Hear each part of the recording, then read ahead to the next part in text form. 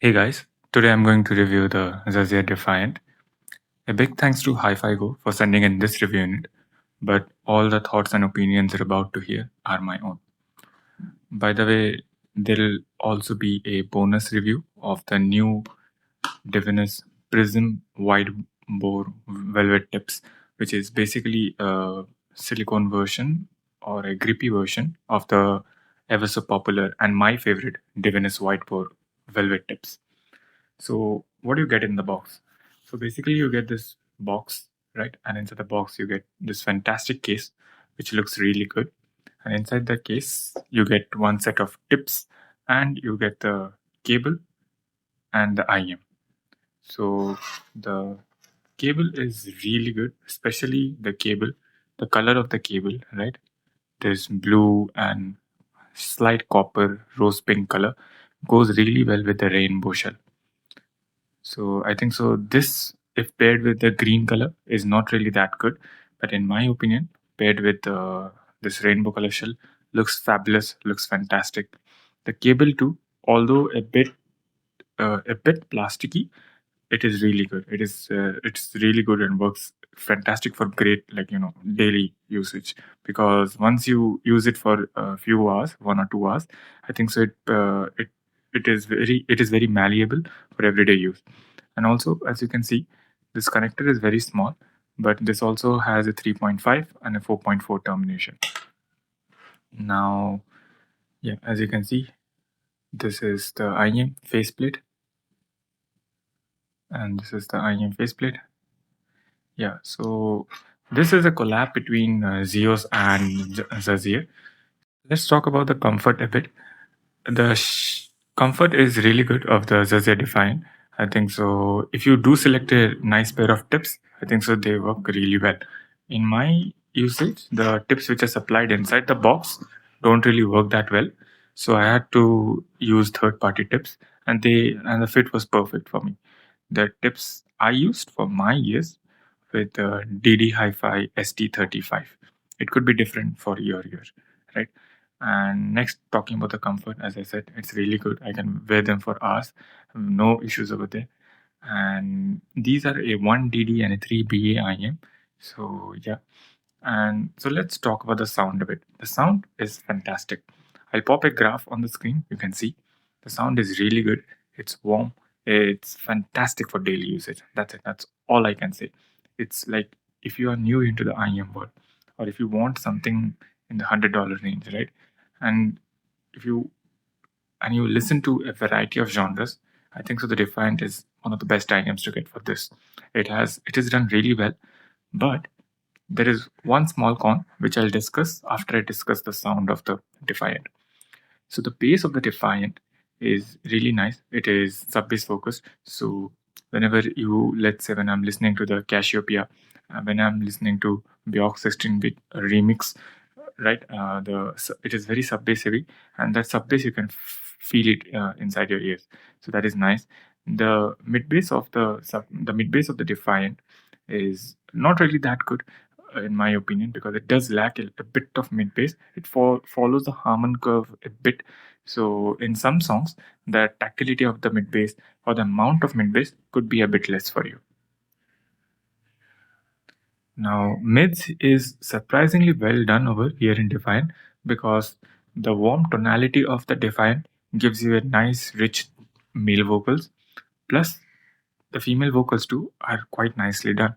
So when I'm listening to Yoroshika, when I'm listening to any J-pop song, which is female heavy, right? The female lead singer, uh, it comes across really well, and it's very crisp.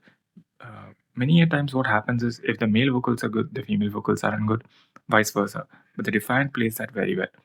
Now, and coming to the treble is also very well done. It is very crisp. It is airy, but if you are a bit of a treble head, if you want a bit more details, right? If you want a bit more shimmer in your overall sound, you could find that to be a bit of lacking over here in Defiant.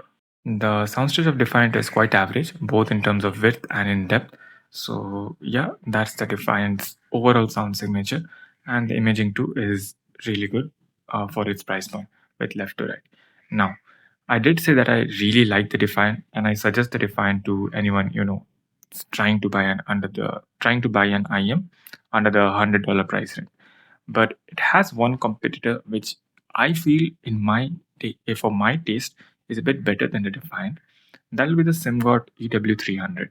Now it's a 1 DD, one piezoelectric, and one balanced armature, if I'm not wrong.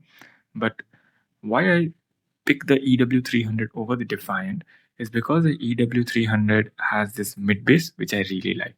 So if you like a mid bass, if you like a bit more of meat in that region, while sounding warm and good, and a bit more better treble, then the EW300 is your option.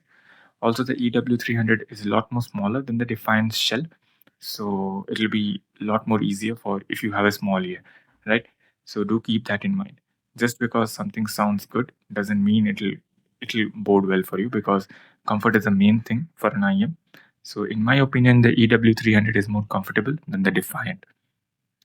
But if you do not like that mid bass, right, and you want that good separation between the bass and the vocal regions, then I think so the Defiant is a better option, and it performs better than the EW300. So basically, there are a lot of IMs under the $100 range. You have the Defiant, you have the EW300, RTT10 Pro. If you want something planar and a warm sounding, you have the Lecture S08. If you want planar and a bit more mid bass heavy, then you have the Geekwell GK20 if you want something a bit more treble heavy and vocal focus. So yeah, you can pick your poison, and I think so you'll be happy between your 5 to 6 IMs which I have mentioned. I think so Defiant is a fantastic, and in my opinion, probably the best collab I have come across. A good job, Zeos. I think so you have done a great job over here with this. And yeah, that's my review of the Defiant. A quick review of the Divinus Velvet Prism tips. So as you can see, these are the widebore version. So these are the new tips from Divinus. So if you like the widebore normal version of the Divinus Velvet, this is essentially the same, but with rather this kind of uh, silicone coating, or similar to the Asla Sedna ear tips.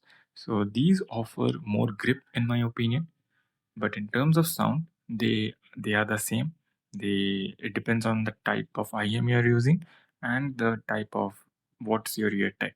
So basically, if your IM needs a better fit and you get the white board, depending on the IM, this could offer a better treble and a smoother treble, right? And since this has this kind of a lacquer kind of finish, the grip is even better than the normal ear tips. For me, I have used the smallest version over here with Defiant, and I think so the treble got a bit more smoothened out. But if you use this with some other IMs, let's say the EW300, etc., the Super Mix 4, I think so they work really well, and you get this very smooth treble. So yeah, that's the Divinus Velvet Whiteboard Prism, and the only thing is that you cannot buy an entire set. You get this 3 set, which is SMSL, and if you want an extra set, you have to again buy the large pair separately, something like that. But I'll leave links to this down below. I really like this. Again, as usual, I like the Divinus Velvet tips. I think so for the price, what you get, they are really good, and some of the best ear tips you can buy as an entire set. And although they are a bit expensive at $25, but they work out really well because you get all the sizes. If you have any questions, please do comment below and ask, and I'll try to help you out. 94% of the people watching this video aren't subscribed, so I would really appreciate if you could like and subscribe. It helps me out a lot and goes a long way. So yeah, thanks for stopping by. I hope you have a great day. Bye.